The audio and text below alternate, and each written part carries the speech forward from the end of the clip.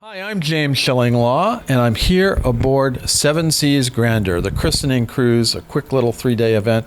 And I'm here with the two designers of this wonderful ship. They actually are incredible ship designers they do a lot of ships for Norwegian Cruise Line Holdings, but they did everything on this ship. And in fact, they've done before, but we're going to talk to them about that. And you're going to find out about all the wonderful spaces on board this remarkable vessel on Insider Travel Report.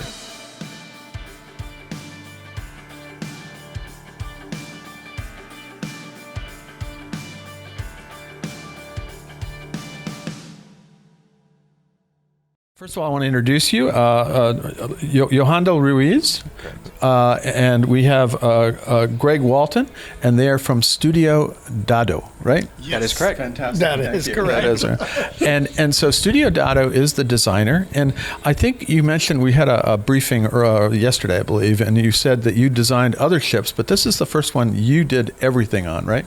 For the Regent brand, this is the first vessel of the three in this class that we designed from bow to stern, correct. And is there an advantage to doing it from like that and not have to worry about anybody else?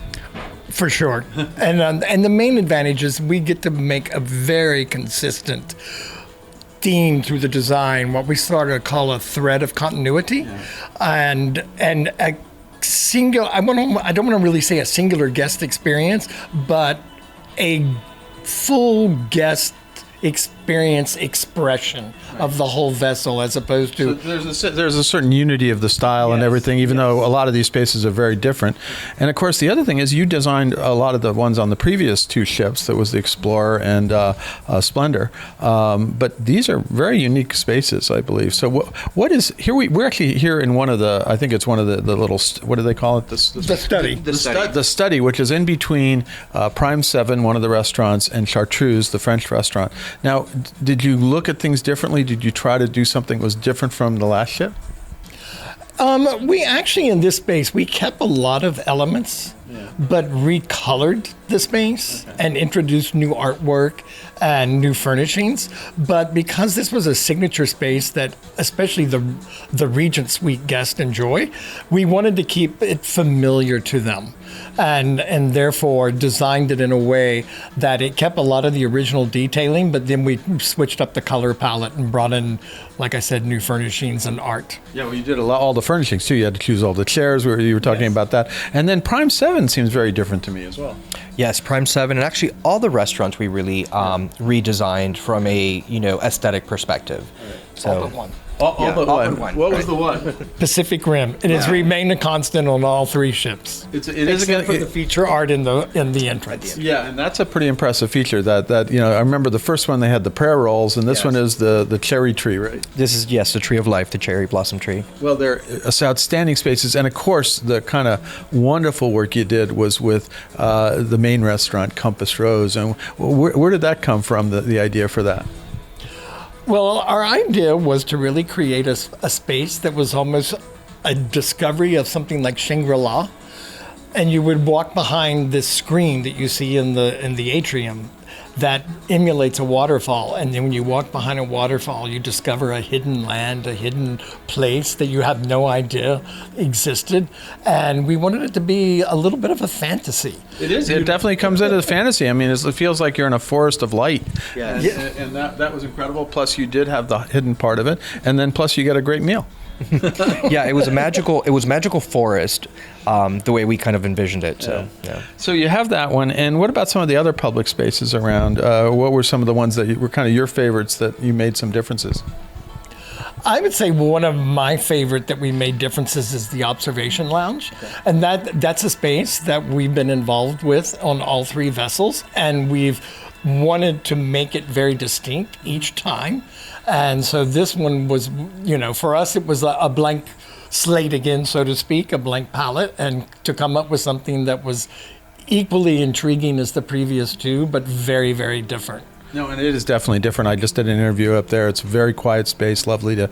I haven't been up there at night that much, but that was a great space. Now, then the other thing, of course, is you designed all the accommodations, all the suites and the rooms, right?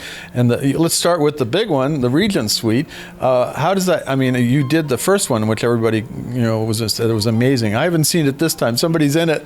I don't know who it is. It's not me. Actually, this is the first time we're doing the Regent Suite. The first other two were done by a different architect. So how did you attack that challenge? We went a bit more contemporary with the look and feel of it. The color palette's a bit lighter, and in our mind, the suite was really inspired by an art collector, and in our mind, we really thought about Mr. Frank Del Rio. Yep.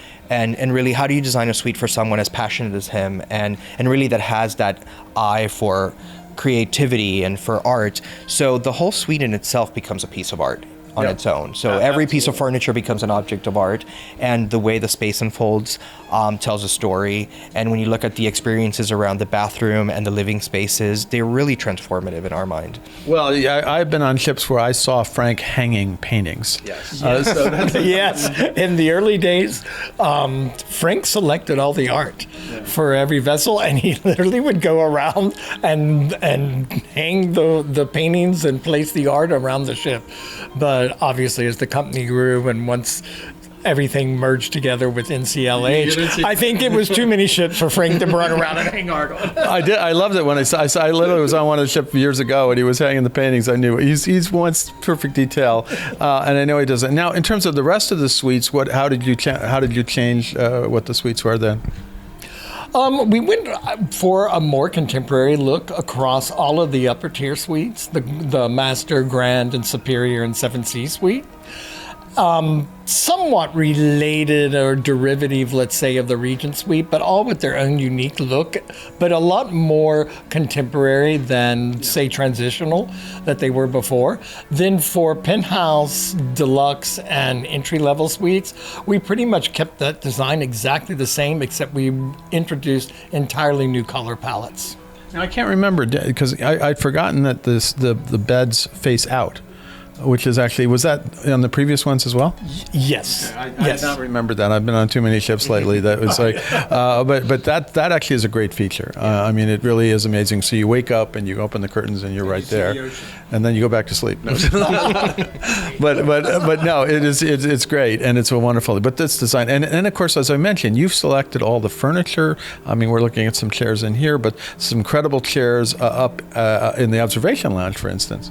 Yeah, and I think really what we were trying to capture is a more residential aesthetic. Right. So really bring in furniture pieces that gave you that residential feel, and I think the entire ship feels very inviting, and I think all the different spaces feel very comfortable, which was a big goal of ours. Well, and that's obviously you want to be comfortable on a ship. You don't want to feel like, and this has a lot of art, which means you could feel very uncomfortable on a ship like this with incredible original pieces of art, right?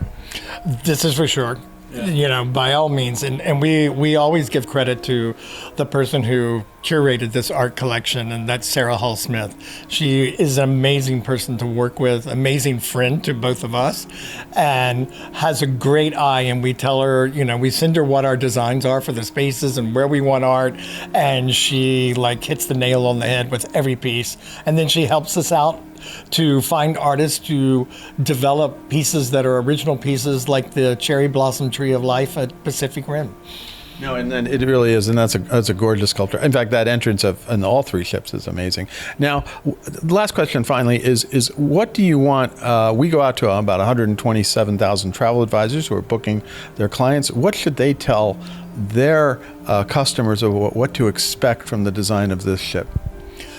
I think the most important thing is there's a story to be told about every space. And we are doing our best to convey that story to the crew and the staff that work on this vessel to bring these guests an incredible experience.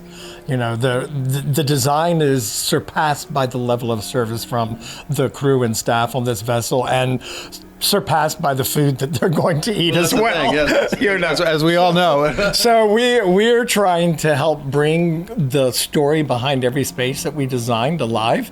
So the guests, when they're sitting in one of the beautiful restaurants on this ship, ask your server and they will tell you the story because we've relayed the story, and they're all beginning to know the story for every space that's been created. So I need a narration for every space to know what I'm actually in. You know, and that's really sort of beginning right now with the app on your phone. Okay. There's an art tour you can do now, as you well know. We hope in the future that we actually, that app for the art tour, or that section of the app, will be expanded to include more of the art across the vessel. But we also want to expand where the guests can also go on the app and know the story behind the design of the spaces that are on board the vessel. Absolutely, and I got to do that very quickly because we're getting off tomorrow. But hopefully, I'll get back and do a full cruise. But anything to add to that in terms of what you think the guests should expect when they get on board? Yeah, for me, I was thinking about this the last 3 days, and I was thinking about what does this heritage of perfection means? Because, that's the tagline that's being used for this introduction of this vessel. And what it really means to me, I think at the end of the day, is the fact that they get it right every time. And there's just this level of consistency and the level of service that is given to every guest on board these vessels, from, Explorer to Splendor to now this one. And I think guests that have traveled on those other two ships are going to find that, yes, the design is new and there's these new stories, but that level of, perfect service is going to be here. And I think that is something that means so much to the guests, that they're coming on board and they're getting exactly what they've always anticipated with every other cruise that they've taken. So I think if they've traveled on the Regent brand, this is just going to exceed their expectations like it always has. Well, you have exceeded expectations from the first two ships, and you've done it on your own, and really, it's almost like an art object together. I mean, I think the way you've put it all together really is, it creates the ship that's really unified in design. So congratulations on this wonderful ship. It is a truly beautiful, an overused word, beautiful. Mm-hmm. It is a beautiful ship, and it adds to the great cuisine and everything else. So thank you so much for putting this together. Thank you very much. Thank you. It was a pleasure. I'm James Shillinglaw, and this is Insider Travel Report.